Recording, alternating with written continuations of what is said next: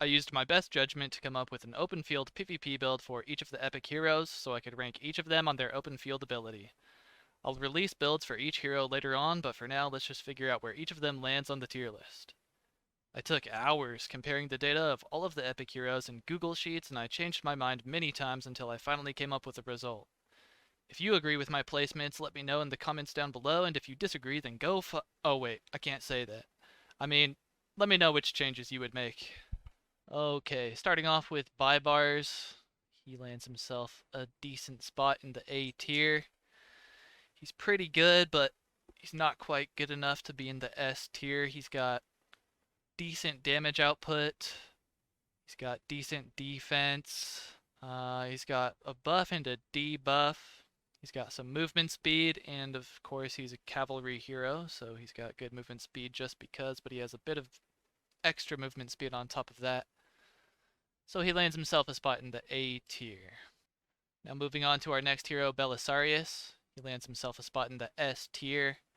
He's got very, very high damage output. He's got a little bit of defense as well. He is one of the 3 heroes who has 1000 damage multiplier on his skill. So he hits very, very hard, and on top of that, with the build that I have him using, he has a 50% chance to do 600 additional damage each time he casts a skill. On top of that, he has 10% movement speed in combat and 15% out of combat. So not only is he very hard hitting, but he's also very mobile. Coming up next, we have Charles Martel. We're going to put Charles Martel in the B tier. He actually is lacking skill damage quite a bit at only 800 damage modifier. That's pretty dang low. So he's got very low skill damage. He doesn't have any bonus to attack. He does have 15% troop defense, which is good. He's a leadership hero, which actually is probably very good for the early game, because in the early game, of course, you're not going to have enough troops yet to specialize. So if this was an early game tier list, I would probably bump him up. Next is Cleopatra, a really useful buff support hero that provides 20% attack, HP, and defense for 3 seconds after using a skill in an area. She also has rage regen, but low mobility and survivability, but her buffs can make a huge difference, which is why she's earned herself a spot in the A tier. Edward is another one of the lucky S tier epic gods due to his very high damage output. He has 1000 skill damage modifier, which is only shared by 3 total epic heroes. He has 15% attack and 15% damage increase, as well as a 50% chance to gain an enormous 500 rage when he casts a skill. His mobility is high since he's a cavalry hero, even though he doesn't have any movement speed bonuses. Hanzo also takes a spot in the S tier because of his impressive damage modifiers and survivability. Even though he's an infantry hero, he's still going to deal a lot of damage, and since he's an infantry hero, he'll be very tanky while he's at it. Herman is a leadership hero, so he's very good in the early game when it's still too early for you to specialize, since he's good at leading armies that consist of multiple unit types. If you have a very large rally capacity and you're rallying an opponent's garrisoned defense tower while your alliance can't send a specialized rally, maybe because you're still in the early game, then Herman would make for a great mixed rally leader paired with Charles Martel. Leadership heroes are probably weaker than specialized ones though, but the trade-off is you can fill their armies easier under pressure. For example, if you're in a heated war and you're taking a lot of casualties over a long period of time, it's much easier to keep filling armies while your casualties are spread among 3 troop types, and you can keep pumping out troops from 3 buildings compared to a specialized hero who only has 1 building pumping out troops.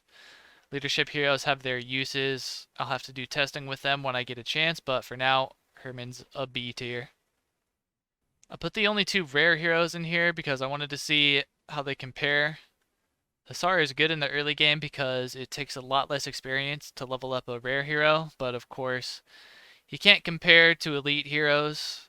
He actually has a surprisingly good amount of offensive stats, but he is gravely lacking skill damage and he has nothing else going on for him at all. He's D tier, and so is Praetorian Prefect. Prefect is the same story, except instead of actually having good offensive stats, he has good defensive stats, but that's it.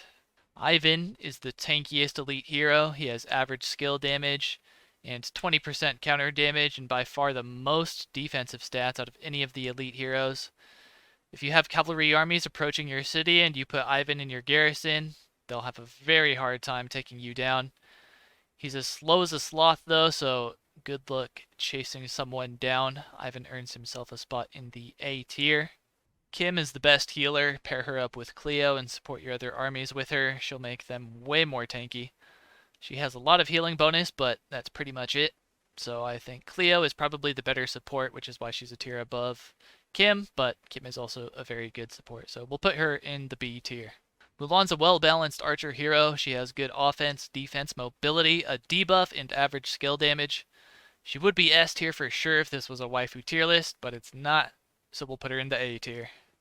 Pompei, on the other hand, would get an F in that tier list, but in this one, he's an S tier.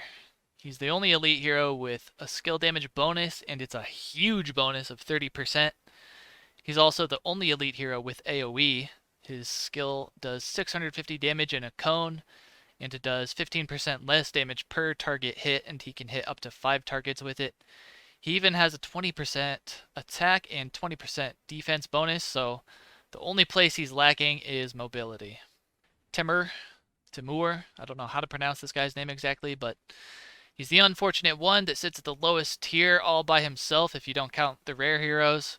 He has no offensive stats and low skill damage, as well as an underwhelming amount of defensive stats.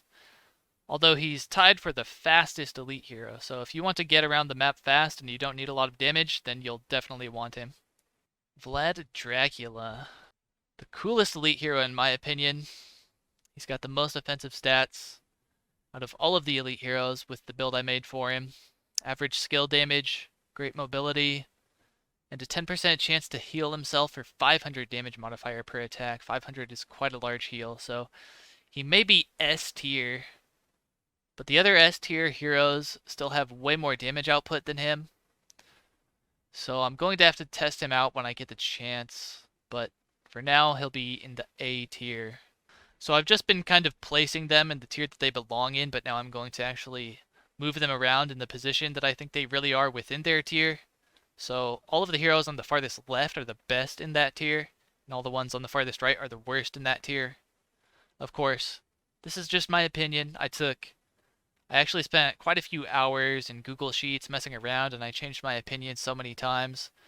And I really put a lot of thought into this, so I think this is at least somewhat accurate. You know, of course, we all have our opinions, and our opinions are going to differ in some places, but I'm pretty confident with my choices, and I think they're pretty good, pretty close to accurate at least. So there it is. That's it. That's where they sit. Belisarius is the best epic hero, but it's really close with him, Edward, and Hanzo. They're all very, very good. That's the tier list. Let me know where you agree and where you disagree in the comments, and subscribe for more Game of Empires content coming very soon. Check out one of these other videos too.